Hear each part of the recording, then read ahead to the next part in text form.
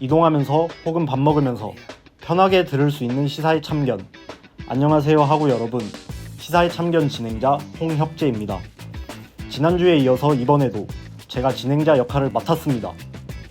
이제 조금씩 날씨가 선선해지기 시작한 만큼 일가모를 산책하는 학우분들이 많이 보이는 요즘입니다.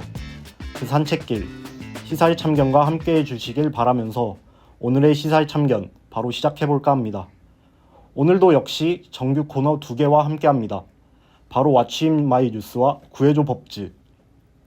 오늘은 또 어떤 이슈와 계류 법안을 다루게 될지 궁금한데요.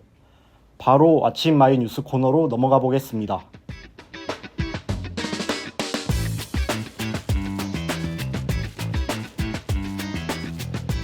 바쁘지만 지금 가장 중요한 이슈는 무엇인지 궁금한 우리 학우분들을 위해 준비했습니다. 하루가 다르게 쏟아지는 수많은 뉴스들을 하나씩 꺼내 소개하는 왓츠 인 마이 뉴스.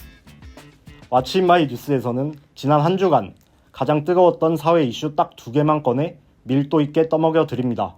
안녕하세요. 홍혁재입니다. 오늘 패널 소개해 드리겠습니다. 전 건대신문 부편집국장이자 현재 뉴텔라에서 활동하고 계신 장경진 하구, 시사의 참견 진행자이자 뉴텔라 소모임장인 유종현 하구 나와주셨습니다. 네, 안녕하세요. 안녕하세요. 네, 반갑습니다. 먼저 지난주 방청객 입장에서 보셨잖아요. 혹시 어떻게 보셨나요? 저희가 그래도 좀 진행한 지 좀 오래됐잖아요, 코너가. 그래서 저랑 PD가 생각을 해서 한번 새로운 걸 시도를 해보자. 오늘도 사실 좀 그런 차원, 저랑 PD는 가능성을 봤어요. 홍혁재 진행자의 가능성을. 그래서 오늘도 한번 홍혁재하고에게 그 롤을 한번 맡겨볼까 해서 오늘도 되게 기대가 됩니다. 네, 감사합니다. 혹시 지난주에 어떠셨나요?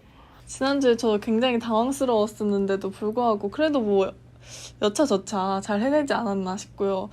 이번에 혁재가 여기 자리에 앉아있는 거 보니까 내가 좀 밀렸나 들기도 합니다. 그럼 다음 주도 한번 생각을 해보죠.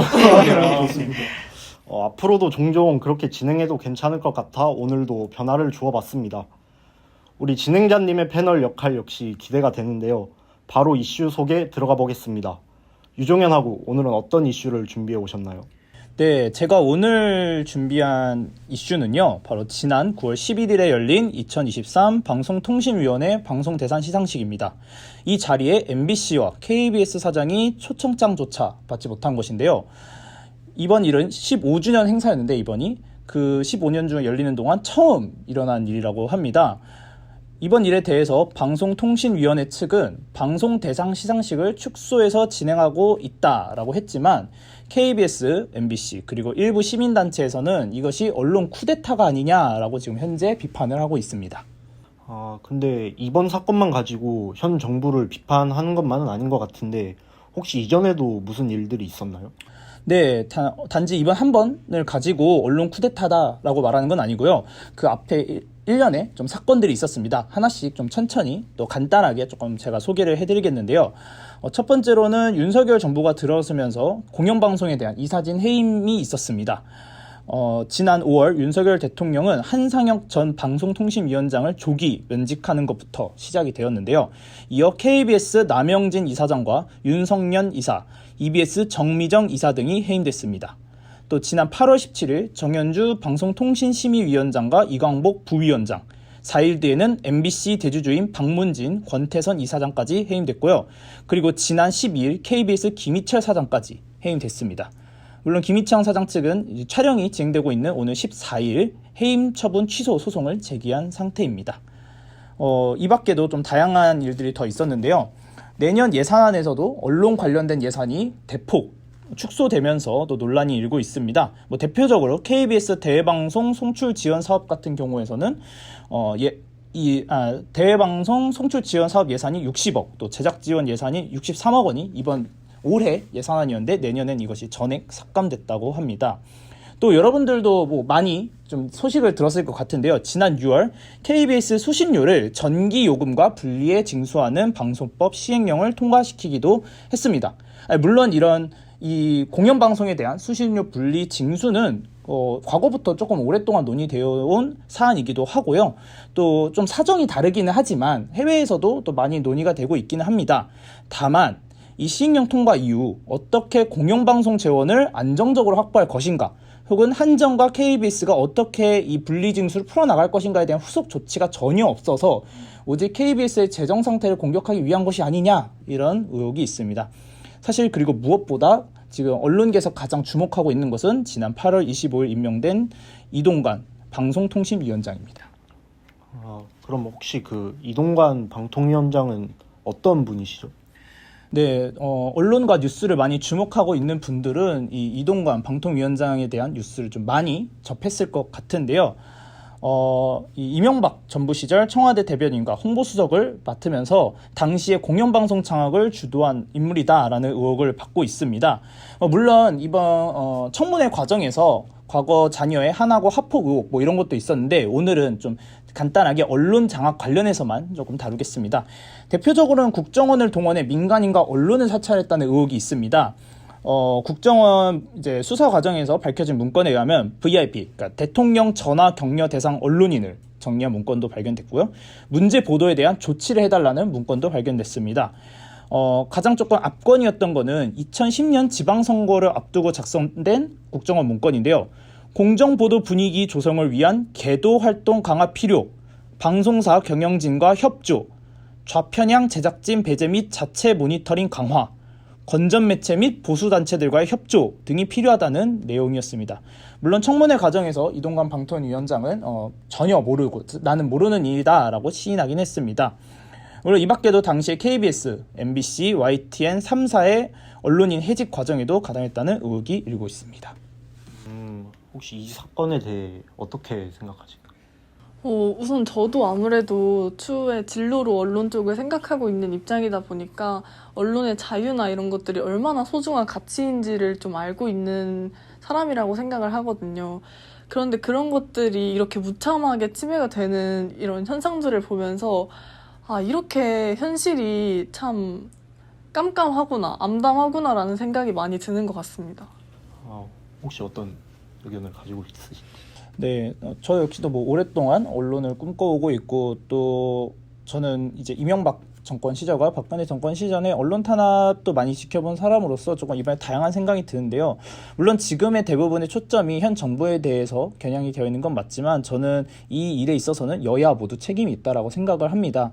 분명히 그 보수 정권은 두 번을 지나면서 이제 문재인 대통령이 들어섰고, 그때까지 언론 탄압에 대해서 목소리를 높였던 민주당 의원들이 여러분들이 잘 아시다시피 지난 21대 총선에서 과반수 의석을 확보하면서 얼마든지 방송법을 개정해서 그런 정권이 바뀔 때마다 정부의 입맛대로 공영방송 지배구조를 설정할 수 있는 그 구조를 얼마든지 개혁을 할 수 있었고, 또 실제로 본인들이 얘기를 해왔었거든요. 하지만 민주당이 문재인 정부 기간 동안 이거를 개정을 하지 않았고, 이번 윤석열 정부가 들어서니까 뒤늦게 다시 이거를 개정하자고 목소리를 높이고 있는 상황입니다. 그래서 저는 보수층이든 진보층이든 이 문제에 있어서 모두 책임이 있다고 보고요. 하지만 지금이라도 더 늦기 전에 이번 공영방송 지배 구조에 대한 법을 개정시킴으로써 다시는 어느 정권에 휘둘리지 않는 공영방송의 독립성을 조금 확립하길 바라는 바입니다. 네, 조사하느라 수고 많으셨습니다. 감사합니다. 네, 다음으로 꺼낼 이슈는 장경진 하구가 준비해 주셨는데요. 소개 부탁드립니다. 네, 저는 최근에 또 꾸준히 이슈가 되고 있는 교권 침해와 학부모의 악성 민원 관련된 사례를 가지고 와봤는데요. 제가 8월 셋째 주 아침마을 뉴스에서도 교권과 관련된 이슈를 다뤘었어요. 그 당시에 서희초 교사 사망 사건 이후에 지금까지도 쭉 교권에 대한 논의가 이뤄지고 있는데, 이번에는 또 다른 방향으로 굉장히 논쟁이 되고 있는 것이 있어서 그걸 한번 가져와 봤습니다. 근데 바로 지난 5일에 대전의 한 초등학교 교사가 학부모로부터 악성 민원에 시달리다가 극단적 선택을 하시고 7일에 사망하는 일이 있었습니다. 2019년에 담임을 맡았던 학생의 학부모에게 아동학대로 고소를 당하고, 심지어는 이제 학교폭력의 가해자로 교사를 지목하는 등 이러한 심각한 괴롭힘이 있었던 것으로 보입니다. 또 같은 층에라도 두지 말아라, 이 사람은 담임을 아예 시키지 말아라 라고까지 학교에 요구를 했다고 합니다. 이러한 상황 속에서 지난 10일 한 SNS에 이제 가해자로 추정되는 학부모들의 가족 사진이나 전화번호, 주소, 직업까지 다 공개가 되는 게시물이 수십 개 올라왔는데요. 이 글을 올린 계정 이용자는 혹자는 선을 넘는다고 하지만 나는 개의치 않는다. 저 악마들 때문에 한 집안이 풍비박산났고 노부모는 애지중지 곱게 키운 모범생이자 교사로서 촉망받던 딸을 잃었다라고 본인의 공개 이유를 밝혔습니다. 사실 일종의 정의 구현을 위한 신상 공개라는 것인데요. 하지만 공개 이후에 또 여러 가지 문제가 발생하고 있습니다. 실제로 피해자가 발생했다는데 그걸 설명 좀 해주세요. 네, 맞습니다. 우선 이제 가해 학부모들로 지목이 된 사람들에 대해서 무차별적으로 공격을 하고 있는 건데요. 가해 학부모가 운영하는 것으로 알려진 업장에 뭐 포스트잇 테러를 한다거나 케찹 테러 등을 하기도 하고요. 공개된 미용실이 한 곳이 있었는데 대전 내에서 그 미용실과 같은 상호를 사용하는 미용실이 잘못 오해를 해서 사람들이 그쪽에다가 뭐 전화 테러를 한다든지 이런 일들이 지금 벌어지고 있습니다. 이러한 신상 폭로가 사실 이번 사건이 처음은 아닌데요. 지난 6월에는 유튜브 채널 카라큘라 탐정 사무소에 지난해 5월 부산 서면에서 있었던 부산 돌려차기 사건 관련 가해자의 신상 정보를 모두 공개했던 적이 있었고요. 지난 2020년에는 강력 범죄자 신상을 공개하는 디지털 교도소, 또 28년에는 양육비 미지급 부모의 신상을 공개하겠다는 배드 파더스가 각각 등장을 했었습니다. 그럼 관련해서 국민들의 의견은 지금 어떤 상태죠? 그 리얼 리서치 코리아가 지난 6월 5일에서 9일부터 약 5,000명을 대상으로 사적 제재에 대한 설문조사를 실시했는데요. 그 결과 찬성이 50.1%, 반대는 33.1%로 이제 집계가 됐습니다. 반대보다도 찬성이 더 많았던 결과인 거죠. 그리고 구체적으로 좀 살펴보면 국가 혹은 법이 충분한 처벌을 내리지 못한다면 개인의 형벌이 필요하다라는 것에 37.6%가 동의했고 국가와 법의 제재와는 별도로 개인의 형벌에 전적으로 동의한다가 12.5%나 되었습니다. 이렇게 총 50.1%였던 것이고요. 또 반대 의견에는 어떤 상황에서도 개인이 형벌을 가하는 것은 옳지 않다라는 주장이 있었습니다. 혹시 그러면 어떤 의견을 학우분께서는 가지고 있는 거예요? 사실 저는 그 대전 관련 사건에서 가해자 부모로 지목이 된 A씨가 자신의 사실 그런 게 아니다 라면서 반박하는 글을 SNS에 올린 게 있었어요. 근데 그걸 보니까 본인의 의견인데도 불구하고 와 교사가 너무너무 힘들었겠다라는 생각이 들더라고요. 그래서 추후에 그 글은 삭제가 됐는데 이런 걸 보면 국가가 제대로 처벌하지 못한다면 법이 제대로 처벌하지 못한다면 이 가해자들은 그만큼의 합당한 이제 죄값을 치르지 않는 거니까 이러한 사적 제재가 발생할 수도 있겠다라는 생각은 하지만 사실 이것 또한 이제 개인정보 보호를 해야 하는 상황에서 다른 사람이 동의 없이 SNS에 모두가 볼 수 있는 곳에 이렇게 게재를 하는 거는 이것 또한 또 하나의 범죄잖아요. 그러니까 뭔가 저부터도 되게 양가적인 마음이 많이 들더라고요. 특히 이 설문조사 결과를 보면 시민들도 지금 우리나라의 법의 이런 심판에 대해서 신뢰가 전혀 없구나라는 생각을 엿볼 수 있었어가지고 좀 되게 복잡한 생각이 드는 일인 것 같습니다. 유정현하고는 어떤? 네. 제 생각 말씀드리기 전에 조금 전에 장경진 학우가 소개한 여론조사는 중앙선거관리위원회 홈페이지에서 확인할 수 있습니다. 저도 이 사건을 좀 많이 주목을 하긴 했는데요. 저는 장경진 학우가 앞서 말씀해 주신 거에 동의를 하고 국민들이 많이 불안하기도 하고 또 감정적으로 많이 격해져 있는 요즘이라고 생각을 합니다. 다양한 이상동기 범죄라든지 그런 것들이 일어나면서 전 지금 이럴 때일수록 정부 혹은 언론 관련자들이 너무 국민들이 혼란스럽지 않고 무질서한 상태가 되지 않도록 잘 잡아주고 또 우리가 더 나아가야 할 방향을 정확하게 설정을 해줘야 되는 역할이 무엇보다 중요하다고 생각합니다. 네, 오늘 건에 소개해드린 뉴스는 여기까지입니다. 오늘도 꼼꼼히 이슈 정리해주신 두 분 감사합니다. 오늘 이제 저의 진행자 역할을 몸소 겪어보신 소감을 안 들어볼 수가 없는데 어떠신가요? 우선은 패널로 있을 때보다 확실히 표정이 편해 보이시네요. 그렇죠. 아무래도 듣는 입장이라서. 그래서 홍역자구한테 좀 새로운 기회가 됐다는 생각에 좀 기쁘기도 하고 다음 주에 정말 장경진하고도 한번 해보면 재밌지 않을까라고 새삼 또 기대가 됩니다. 다음 주에 하실 의향이 있으신가요? 뭐 그건 이제 차차 생각을 해봐야겠지만 만약에 하게 된다면 혁재보단 잘해야겠다. 네, 다짐을 가지고 있겠습니다. 마무리해 주시죠. 네, 좋습니다. 하구 여러분들께 한 주간의 이슈를 정리할 수 있는 유익한 시간이 되었길 바라면서 왓츠 인 마이 뉴스는 다음 주 이 시간에 새로운 뉴스와 함께 또 만나겠습니다. 감사합니다. 수고하셨습니다. 감사합니다.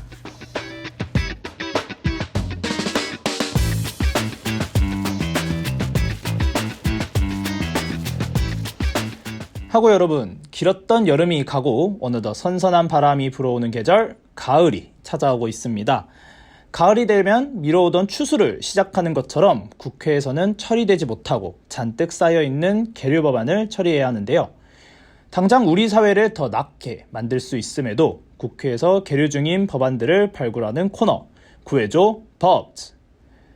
현재 촬영 시간 기준 계류 중인 법안은 총 16,544건입니다. 취현진 소개해드리겠습니다. 앞선 코너 마찬가지로 장경진하고 나오셨습니다. 안녕하세요. 안녕하세요. 그리고 다시 본업으로 돌아온 홍혁재하고입니다. 안녕하세요. 안녕하세요. 네, 저는 진행을 맡고 있는 소모임장 유종현입니다. 이 자리에서 시청자분들께 인사드리는 게 되게 오랜만이라서 살짝 어색하긴 합니다. 아까 패널 때 톤도 많이 바뀐 것 같고, 장경진하고 지난주는 이게 둘이서 진행도 하고 저 없이 정말 공방을 벌였는데 어떠셨나요?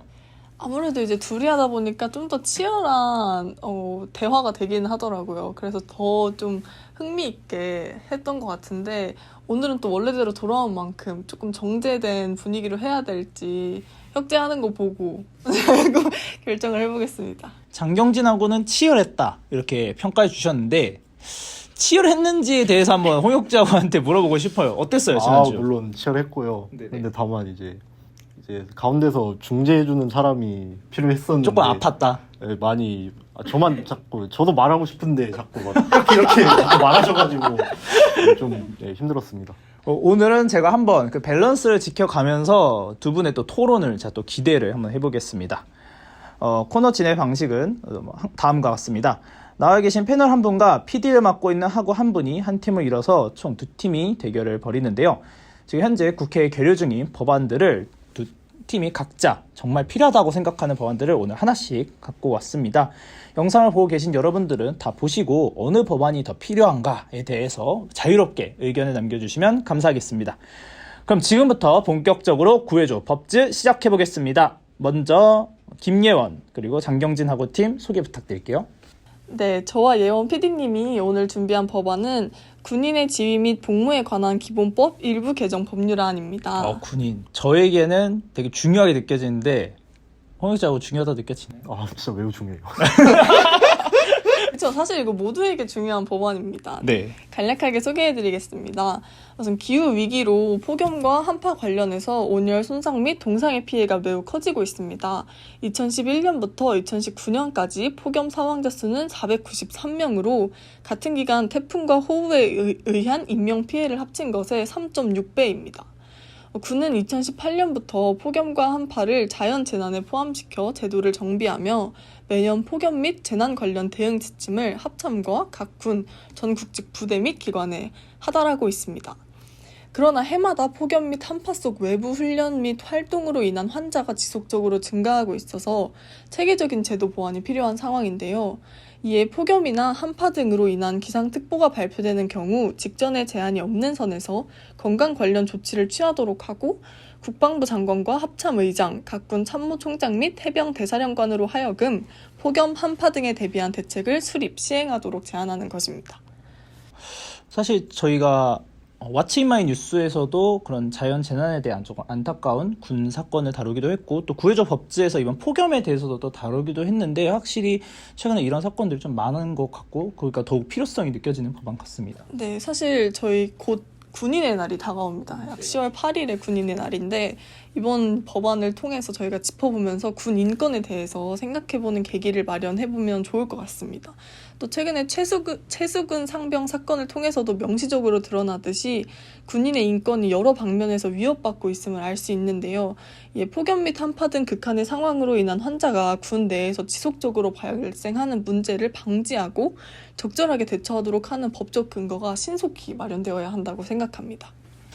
이번 주도 김리원 PD와 정경진하고 아주 열심히 준비해온 것 같은데 좀 이따가 조금 더 주장을 피력해 주시면 감사하겠습니다. 그러면 홍혁재하고와 또 반주하고 팀 법안을 좀 들어볼 시간인데요. 소개 부탁드리겠습니다. 저와 반주희 PD님은 이제 교원의 지위 향상 및 교육 활동 보호를 위한 특별법 일부 개정 법률안을 갖고 왔습니다. 이기기로 그냥 작정을 했네요. 네, 소개 부탁드리겠습니다. 개정안에 대해 이제 간략히 설명드리자면 이제 현행법은 고등학교 이하 각급 학교 교원의 교육 활동 보호를 위한 시책 수립, 교원의 교육 활동과 관련된 분쟁 조정에 관한 사항 등을 심의하기 위하여 시도교육청에 교권보호위원회를 두고 교육활동 침해 기준 마련 및 예방대책 수립, 교육활동 침해 학생에 대한 조치 등을 심의하기 위하여 유치원을 제외한 고등학교 이하 각급 학교에 교권보호위원회를 둘 수 있도록 하였습니다. 이게 그러니까 이 개정안은 이 각급 학교에 있는 교권보호위원회를 이제 각급 학교에서 교육지원청으로 이관시키는 거고, 또 추가적으로 보호자와 학생의 특별교육 동반 이수 의무를 신설하는 게 주요 내용입니다. 최근에 발의된 법안인가요? 아니요, 이거는 2021년에 발의가 된 법안인데 아직까지 처리가 되지 않고 있습니다. 요즘 또 관련해서 뭐 서희초 사건이라든지 많은 여러 사건들이 발생하면서 이제 파생되는 그 법안들을 여야들이 다 앞다퉈서 발의를 하고 있지만, 지금 이 근간이 되는 이라고 해야 되는 이제 2021년에 먼저 발의된 것부터 처리를 해야 될 것 같아서 갖고 왔습니다. 사실 저희가 이 코너를 진행하면서 거듭 느끼지만 저희가 소개하는 법안들이 정말 먼저 통과가 사실 됐다라고 하면은 참 많은 안타까운 사건들이 사라졌을 텐데라는 아쉬움이 조금 남는 또 그런 계기가 되는 것 같습니다. 조금 더 부연 설명해 주실 거 있나요? 내용과 관련해서 설명을 좀 드리자면, 이제 교육장과 지역 교권보호위원회가 교육활동 침해 행위에 대한 보호 조치 및 침해 학생에 대한 조치를 보다 객관적으로 또 통합적으로 수행할 수 있을 것 같아서 이 법안을 갖고 왔습니다. 추가적으로 이번에 서희초 사건이 발생하면서 이주호 부총리가 교권 회복 및 보호 종합 대책을 발표한 내용 중에 그대로 이제 말씀하신 내용을 그대로 읊어드리자면, 교권보호위원회가 실질적으로 피해 교원을 보호해 줄 수 있도록 학교 교권보호위원회를 교육지원청으로 이관하여 교권보호위원회 운영을 활성화하고 조치 결과에 대한 신뢰성도 높이겠습니다 라고 하신 걸 지금 2021년에 그대로 법안에 있는 거거든요. 사실 이때 이제 통과가 됐다면 어땠을까 하는 생각이 있습니다. 사실 저는 관련해서 좀 우려되는 지점이 있는 게, 제가 이번 주 아침 인마이 뉴스에서도 또 대전의 초등학교 교사분 사망 사건을 다뤘던 만큼 관련해서 저는 정말 많은 이제 정보를 찾아보고 있고 알려고 노력을 하고 있는데, 특히 혹시 혁재학원님 그 아동 권익 보호 단체 하면 어디가 가장 먼저 생각나시나요? 네? 아동 권익 보호 단체 어디가 가장 생각나시죠? 어디가 생각나시죠? 국내 아니면은 그냥 전체적으로 이렇게 딱 바로 생각나는 단체 하나 있지 않으신가요? UN? 바로 세이브 더 칠드런이죠. 네. 다들 알고 계시죠? 네네네. 근데 이번에 사망하신 교사님이 아동학대 혐의로도 신고를 당하셨다고 했잖아요. 네. 그런데 세이브 더 칠드런에서 당시에 아동학대가 맞다는 식으로 의견서를 냈었던 적이 있습니다.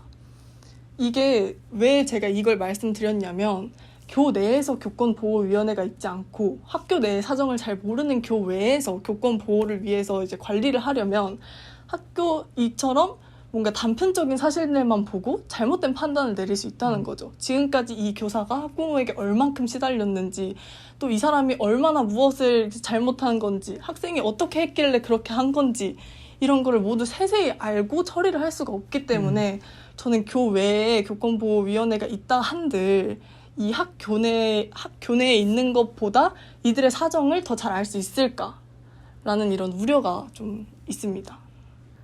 그 우려에 대해서 저도 뭐 동감은 합니다만 지금 현재 학교 내에서 그 운영되고 있는 교권보호위 때문에 지금 어쨌든 서희초 사건이 일어나면서 관련된 기사들도 제가 많이 찾아보고 있는데 실제로 그 이제 일을 하시고 있는 현재 교사분들이 기자와 인터뷰한 내용 중에서 이제 6년 동안 코로나19 때문에 2020년 원격 수업을 한 해를 제외하면 해마다 2,500여 건의 이제 교권 보호위가 열리는데 현재 교사에 따르면 교권 보호위조차도 열리지 않는 교권 침해가 많이 일어난다.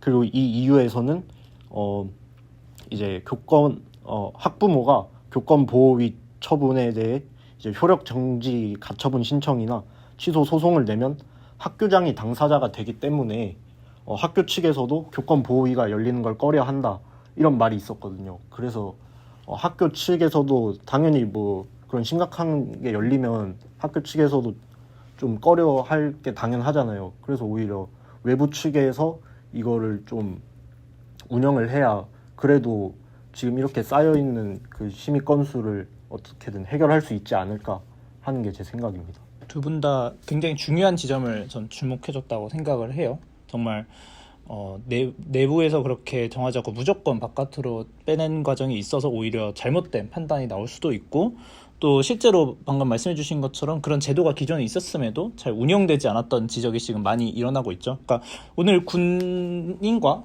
이 교권에 대한 얘기다 보니까 마치 군인도 그 최수근 상병 관련해서 그래서 이제 군 사건을 이제 외부로 무조건 이첩해야 되는 법안이 마치 발의가 된 거랑 좀 비슷한 계기가 아니었나? 라는 생각이 좀 드는 것 같습니다. 홍역재하고는 한마디 더 하시겠어요? 아니요. 네, 홍역재하고 그럼 장경진하고 법안에 대해서. 제가 이 법안을 보고 이 법안도 조속히 처리가 되어야겠네 하면서도 이제 실제로 이제 올해 복학하신 이제 군대를 다녀오신 선배한테 연락을 바로 드렸습니다. 이 법안에 대해서 어떻게 생각하냐. 그러더니 이제 저희 선배님께서 하시는 말이 근데 생각보다 이런 거에 대해서 군대가 신경을 써주긴 한다. 훈련소에서도 이제 30도 넘어가고 해가 쨍쨍하면 이제 실내 교육으로 전환도 하고 일정을 바꾸는 경우가 있고 자연재해나 폭우, 우박 등의 예보가 있어서 군의 안전에 위험이 있다고 느끼면 꼭 야외 훈련만으로는 진행하지 않는다고 이제 군대에서도 이런 것을 좀 신경 쓰는 편이라고 요즘에 그렇게 말씀을 해주셨습니다. 어느 정도는 군 내부에서 자의적으로 그렇게 지금 실행을 하고 있다라는 네, 말씀이 그렇죠. 마치 지난 약간 그 폭염에 대한 그 근로자 관련 법안 때도 약간 비슷한 내용이었던 것 같네요. 저는 이제 중요한 것은 제도화되어 있지 않다는 점이라고 생각을 하는데요. 우선 2020년에 병무청에서 한번 자료를 발표한 적이 있는데 2014년부터 군에서 이제 병으로 인해서 의병 제대를 한 사람의 수가 5년간이죠. 10,000명이 넘습니다. 10,000명이 넘고 폭염 피해 장병은 근 5년, 지금 2022년부터 해서 근 5년간 610명이나 됩니다. 이런 걸 봤을 때 이제 부바부죠. 부대바이 부대. 네. 특히 이번에 해병대 사건에서도 알 수 있듯이 그만큼의 폭우가 내렸음에도 군인을 그냥 일종의 가져다 쓰는 사건들이 끊임없이 발생을 하고 있기 때문에 제도화가 되어 있지 않으면 어느 곳은 괜찮고 어느 곳은 괜찮지 않고 이런 문제가 또 발생을 꾸준히 하기 때문에 저는 무조건 이게 제도화되어야 한다고 생각을 합니다.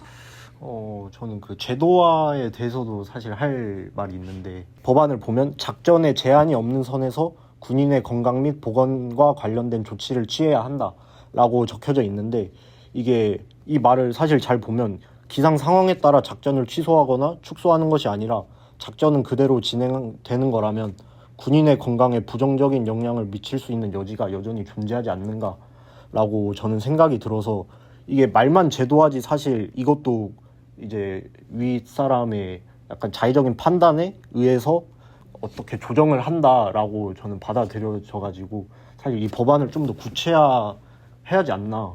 사실 저는 오히려 그 부분이 더 좋다고 생각을 했었던 편인데요. 왜냐하면 사실 군이라는 것은 저희가 휴전 중에 있기 때문에 전쟁이 언제든 날 수 있고 그때 동원되어서 우리나라를 위해 싸워야 하는 사람들로 키우고 있는 것이잖아요.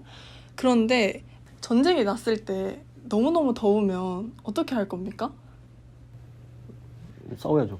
싸워야죠. 하지만 열사병 이렇게 하면서 싸울 수는 없지 않습니까? 어떻게 해야 건강하게 싸울 수 있는가? 어떻게 해야 더위를 피하면서도 전투를 할 수 있는가를 미리미리 대비를 해야 한다는 차원에서 무조건적으로 실내로 전환하자라는 것이 아닌 훈련을 진행하면서도 어떻게 그런 온열 질환을 이제 줄일 수 있을까를 고민하는 그런 좀 계기가 되지 않을까라고 생각했습니다. 하나 덧붙이자면은 제도화가 되어 있으면은 그 법이 있음에도 사용하지 않은 것에 대한 처벌을 명확하게 내릴 수 있기 때문에 뭐 그런 장면도 있지 않을까 생각합니다. 마지막으로 두 분이 각자의 법안을 피력할 수 있는 시간 1분 정도 짧게 드리겠습니다. 먼저 장경진하고 과 먼저. 네, 현재 우리나라의 군인 상비군 48만 명이 있습니다. 예비군은 뭐 몇 배나 더 많겠죠. 예비군 장병 여기 계시고 곧 상비군 가실 분 계신데 저희 우리나라 군인들 더욱 아프지 않고 또 잘 건강하게 제대할 수 있도록 이러한 법안들이 꾸준히 마련되어야 한다고 생각합니다. 이 법안이 먼저 통과되는 한이 있더라도 장경진하고의 법안은 1년 안에 조속히 통과되길 바라야 되겠네요. 동감합니다. 네. 사실 뭐 동감은 하지만 저는 뭐 지금 현재 교권과 관련해서 여러 사건들이 벌어지고 있는데 이에 관해서 이제 부총리도 물론 언급을 했다시피 이렇게 만약에 실제로 이루어졌다면 진작에 그러면 이러한 사건들을 미연에 방지를 할 수 있지 않았을까라는 생각이 듭니다. 네, 오늘 조사하시느라 두 팀 모두 수고하셨습니다. 감사합니다. 청취자분들 어떻게 들으셨나요? 저는 진행자로 있으니까 그동안 했었던 것 중에 가장 좀 공방이 되게 건설적으로 또 굉장히 팽팽했던 토론이 아니었나 생각합니다. 두 학우분이 발전하는 게 많이 보여서 내심 뿌듯하기도 했습니다. 그럼 저희는 다음 주에 더 알찬 뉴스와 정보 그리고 또 계류 법안으로 돌아오도록 하겠습니다. 지금까지 장경진, 홍혁재, 반주희, 김예원 그리고 전 진행을 맡은 유정현이었습니다. 감사합니다.